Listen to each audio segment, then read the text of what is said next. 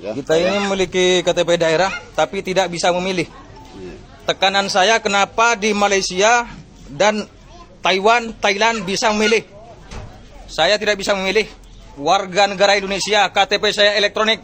Iya, saya membawa pemberitahuan ini KTP saya ini ada namanya Ridwan Effendi ini, Bu. Sudah 50, sampai ini bisa bayar 50. Siapa sih kalau ngecek? Assalamualaikum warahmatullahi wabarakatuh. Kembali lagi di channel Prayoga Muhammad. Gimana kabar kalian semua? Semoga baik-baik saja ya dan dilancarkan segala rizkinya. Ya teman-teman, hari ini bertepatan dengan tanggal 14 Februari di mana kita semua sudah menyoblos ya, dan pastinya kita memilih 01 untuk perubahan. Ya teman-teman semua, walaupun ya luar biasa sekali ya, dari pasangan 02 selalu masih tinggi saja ya, surveinya masih tinggi banget ya, dan masih di atas 50%. Tentu hal itu bisa menjadikan 02 menang ya, jika nanti sampai akhirnya masih berada di atas 50%. Tapi kita sangat berharap ya nantinya Pak Anies bisa mengejar ketertinggalan itu, karena ini masih baru masuk sekitar 10% ya quick count-nya dari keseluruhan masyarakat Indonesia. Kita berharap pokoknya Pak Anies bisa mengejar agar nantinya 02 tidak sampai 50%. Tentu hal itu membuat adanya lagi putaran kedua. Karena memang putaran kedua ini yang kita tunggu-tunggukan ya. Karena di putaran ke-1 ini ya, walaupun kita sudah bekerja keras, sepertinya Pak Anies tetap masih tidak unggul dari Pak Prabowo ya. Ya teman-teman semua, ada beberapa juga gue ngeliat di TikTok ya, kecurangan-kecurangan yang akhirnya viralkan di TikTok ya, dan nanti juga akan gue share ya. Ya ini untuk mengingat kita semua saja ya, agar nantinya jika ada lagi putaran kedua ini semua bisa diminimalisir ya. Ya teman-teman semua, dan ingat kata Abah juga ya, bahwasanya kemenangan itu bukanlah segalanya. Yang penting kita sudah berjuang. Soal kemenangan serahkan kepada Allah Subhanahu wa taala. Dan siapapun nanti yang terpilih, berarti itu memang sudah takdirnya teman-teman. Oke teman-teman semua, coba kita lihat dulu videonya. Ini kok cemong sih? Tinggal nyelupin jari aja ke tinta susah banget. Yang doangin ya. Pakai tinta apa? Tinta cumi. Waspada. Bang, nanya nih. Apa tuh? Lu mau diubah, dilanjutkan apa diperbaiki? Oh, ya gue sih setujunya diperbaiki lah. Masa dilanjutkan? Lagian apa yang mau dilanjutkan? Orang udah rusak gini, rusaknya yang mau dilanjutkan. Janganlah, bahaya. Diperbaiki dulu, dicoba perbaiki semaksimal mungkin. Kalau gagal diperbaiki, baru sekalian kita ubah. Gitu. Oh gitu. Apa gua jalan aja kali ya? Lumayan dapat filter 2 batang. Ih, ngadi-ngadi sini. Ada 2 faktor yang memungkinkan Anies Baswedan menang di Pilpres kali ini. Faktor yang pertama, hanya pendukung Anies yang tidak mungkin merayakan Valentine. Bahkan mereka menganggap Hari Raya Valentine itu adalah haram menurut agamanya. Faktor yang kedua, hanya pendukung Anies yang tidak mungkin liburan di Hari Valentine. Bahkan sebagian dari mereka ada yang menganggap dengan mencoblos Anies itu sama dengan membela agamanya. Nah, kebetulan pencoblosan itu bertepatan dengan Valentine, yaitu tanggal 14. Kalau pendukung capres sebelah itu punya pikiran, ya udahlah, aku mau liburan aja, aku nggak mau nyoblos, kan ada temenku yang dukung juga jagoanku. Kemudian yang satunya temennya juga berpikiran seperti itu. Akhirnya semua pendukung capres sebelah tidak datang ke TPU. Yang ada berbondong-bondong militan pendukungnya Anies datang ke TPU dengan semangat jihad mereka. Nah, 2 faktor inilah yang memungkinkan Anies menang di Pilpres kali ini. Sisanya itu mustahil. Juara nomor 1 menang, ya Allah, menang ya Allah. Ya Allah, nomor 1 menang, ya Allah, Abah menang, Abah. Terimalah doa kalian, insyaallah. Satu putaran menang, Abah. Abah menang, satu putaran, Abah menang. Membolak-balikan hati, ya Allah. Ya Rabbana. Buat teman-teman yang nyoblos, usaha telah kita lakukan. Saatnya bertawakal kepada Allah Subhanahu wa taala. Dan kalau nantinya kenyataan gak sesuai harapan, gak usah marah, gak usah kecewa, gak usah ngedumel. Ingat sebuah konsep, Allah tahu yang terbaik buat kita, Allah tahu yang terbaik buat kamu. Barakallahu fikum. Ya benar sekali teman-teman, ini saatnya kita bertawakal kepada Allah atas semua perjuangan yang sudah kita lakukan selama ini teman-teman semua. Kita serahkan, yang terpilih itulah yang terbaik ya. Nah teman-teman semua, ini ada juga ya orang yang challenge dirinya sendiri ya. Coba kita lihat dulu videonya. Dan saksikan saja, saya akan terjun nanti benar-benar dari Sutet. Ya lihat aja, saya akan live langsung apabila Prabowo kalah nanti di akun TikTok ini. Jangan lupa. Lihat aja, tonton nanti. Saksikan live saya. Nggak usah sedih, nggak usah nangis kalian. Ya, saudaraku jangan sedih kalian. Saya nggak akan bakalan mati. Semakin kalian bersedih, saya ragu nanti terjunnya. Kalau kalian nggak sedih, maka saya nggak akan bakalan mati. Jadi tenang. Prabowo pasti menang. Begitu yakinnya ya, sampai dia kalau nantinya Pak Prabowo kalah, dia akan terjun teman-teman semua dari ketinggian. Aduh konyol sih ini ya, nggak perlu juga harus kayak gitu Pak D. Oke teman-teman semua, ini banyak ya video-video yang beredar di TikTok soal kecurangan-kecurangan. Coba kita lihat dulu ya videonya. Kembali surat suara kelima tercoblos nomor 2 di TPS 54. Udah bawa ini pemberitahuan. Saya tadi kerja Bu, dari jam pagi sampai jam setengah 1. Saya langsung ke sini. Rumah saya jauh Bu dari sini. Kerja saya jauh. Sudah sesuai aturan, Pak. Iya, saya tahu. Ini saya membawa pemberitahuan ini KTP saya ini ada namanya Ridwan Effendi ini Bu. Iya, iya. Silakan Pak Dimas. Iya Pak, awak tuh telah terlambat ya Pak. Sabanta 5 menit Pak. 5 menit terlambat ya Pak. Iya Pak. Saling menghargai ya. Sekarang menghargai. Tunggu lu Pak. Tunggu lu. Salah, tunggu lu.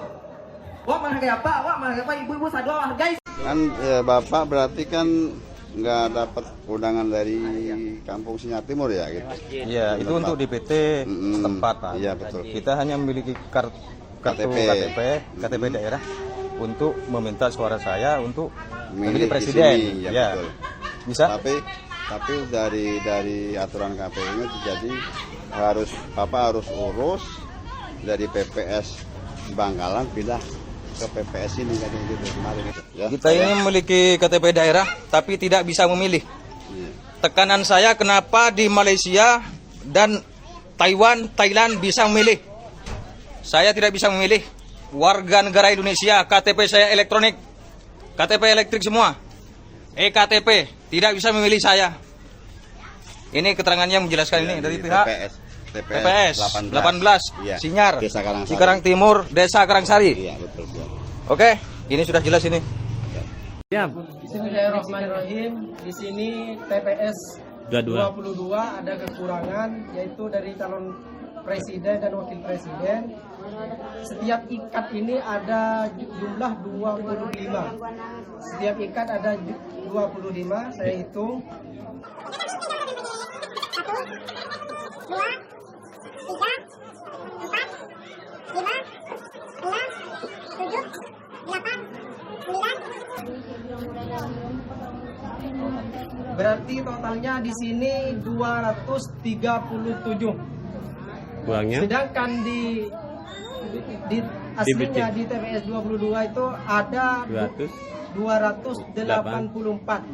Berkisaran kekurangan 50 surat suara untuk presiden dan wakil presiden. Cukup dari saya. Sekian, terima kasih. Sudah dibabur, sampai ini kemarin dibabur. Siapa sih nyolong kaki? Siapa sih nyolong kaki dan pertanyaan? Perlu dibes. Video. Siapa? Penyaring. Imron. Yang di sini lagi siapa? Pablo. Raisin Imron. Sini lagi siapa? Raisin Imron.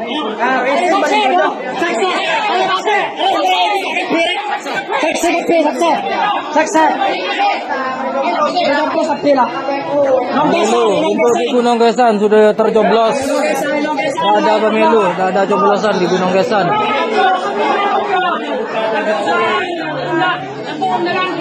Ya teman-teman semua, itulah tadi ya sedikit video yang lagi rame di TikTok gitu ya, dan video itu sudah menyebar luas ya, di mana ada indikasi kecurangan-kecurangan ya terkait dengan surat suara yang kurang, ada juga yang sudah punya KTP tapi tidak bisa untuk mencoblos di tempat lain, ada juga yang sudah telat sebentar atau gimana tadi tapi nggak bisa mencoblos juga.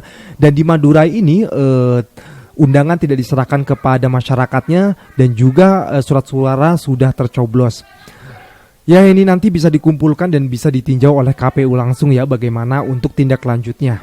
Nah, oke teman-teman semua, kita sudah menyaksikan ya bagaimana kemarin itu saat masa kampanye di mana banyak banget pelanggaran-pelanggaran yang dilakukan oleh kubu tertentu ya, dan juga begitu juga dengan Pak Jokowi yang membuat akhirnya para guru-guru besar, aktivis mahasiswa dan banyak banget yang protes tentang hal itu. Tapi tetap saja ya 02 masih mempunyai suara yang sangat tinggi, dan bisa dibilang banyak juga masyarakat yang tidak peduli dengan hal itu. Kenapa sih hal itu bisa terjadi? Coba kita dengarkan video yang satu ini. Kenapa suara Prabowo Gibran tetap tinggi dan cenderung naik meskipun ada gelombang kritik besar dari kalangan kampus, guru besar maupun mahasiswa? Sebelum saya jawab, saya ingin katakan terlebih dahulu bahwa politik itu soal persepsi dan demokrasi itu soal jumlah persepsi serta suara terbanyak. Ini pegangan analisis saya di sini. Pertama, kepuasan terhadap kinerja Jokowi menurut berbagai lembaga survei masih tinggi, bahkan di atas 70%. Meski ada kritik di sana-sini terhadap Jokowi soal dinasti lah, cawe-cawe politik lah, dan sebagainya, ternyata approval rating Jokowi masih tinggi. Kedua, katakanlah protes para guru besar dan mahasiswa adalah perwakilan populasi kelas menengah terdidik. Sayangnya, jumlah keseluruhan populasi tersebut tidak sampai 10%. Bahkan 10% itu pun tidak utuh karena tidak semua menyetujui kritik terhadap Jokowi. Ketiga, ini ironi juga dalam upaya perjuangan demokrasi kita, bahwa ternyata LSM, aktivis, para guru besar, mahasiswa, dan para pegiat demokrasi tidak memiliki akar yang kuat dalam kehidupan masyarakat. Akhirnya, kalau ada gerakan protes besar tentang demokrasi, ya nanti diskusinya berhenti di tataran kelas menengah pendidik tersebut. Tidak sampai kemudian menjadi perbincangan masyarakat di pedesaan dan masyarakat kecil. Pada akhirnya, semua protes tersebut hanyalah riak-riak kecil yang tidak mempengaruhi elektabilitas Prabowo Gibran. Ya benar banget ya apa yang dikatakan abang ini, karena gue merasakan sendiri ya bagaimana di desa gue juga masih banyak yang memilih 02 walaupun sudah terjadi berbagai masalah yang terjadi selama ini ya, tapi itu tetap tidak ngaruh. Karena memang banyak juga masyarakat di Indonesia ini yang mohon maaf pendidikannya masih belum sampai lulus SMA ya, terutama dari orang-orang tua di pedesaan gitu, orang-orang dulu gitu ya. Jadi ini menjadi PR juga untuk kita semua bagaimana bisa mencerdaskan masyarakat Indonesia juga ya. Oke teman-teman semua, kita lanjut lagi ke videonya. Gimana menurut kalian baca komentar seperti ini? Mungkin inilah yang dimaksud oleh Nabi Muhammad di ribuan tahun yang lalu. Kelak di akhir zaman, kalian akan menemukan satu masa bahwasanya ilmu akan dicabut dari zaman itu. Saat saya membaca komentar seperti ini, saya langsung teringat kata-kata Rasulullah tadi. Sepertinya memang benar. Bukan ayat Qur'annya yang dihapus ternyata, bukan Qur'annya yang dihilangkan. Ternyata ilmunya, atau pikirannya, atau hatinya manusianya yang sudah dihilangkan. Mudah-mudahan kita tergolong orang-orang diselamatkan sama Allah di akhir zaman ini. Diselamatkan pikiran kita, diselamatkan iman kita, keluarga kita, mudah-mudahan amin.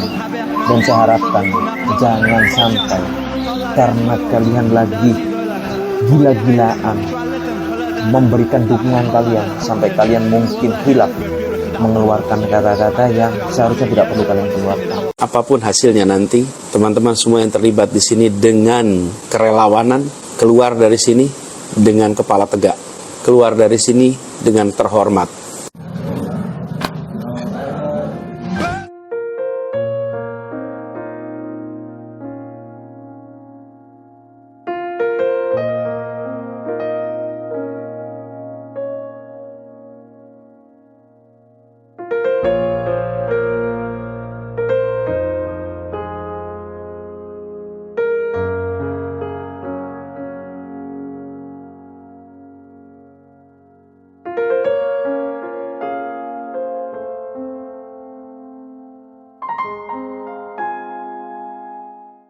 Ya, apapun hasilnya nanti, kita tetap bangga ya sudah mendukung dan berada di barisan ini. Dimana kita sudah merasakan perubahan walaupun Pak Anies sendiri belum menjadi seorang presiden. Ya teman-teman semua, kita tetap harus semangat ya untuk mengkawal ini semua sampai nanti hasil perhitungan selesai. Oke teman-teman semua, gue rasa cukup ya. Jangan lupa untuk berikan komentar dan kritikan kalian di bawah ini. Jangan lupa juga untuk like, subscribe channel ini. Sekian dari gue, Prayoga Muhammad. Wassalamualaikum warahmatullahi wabarakatuh.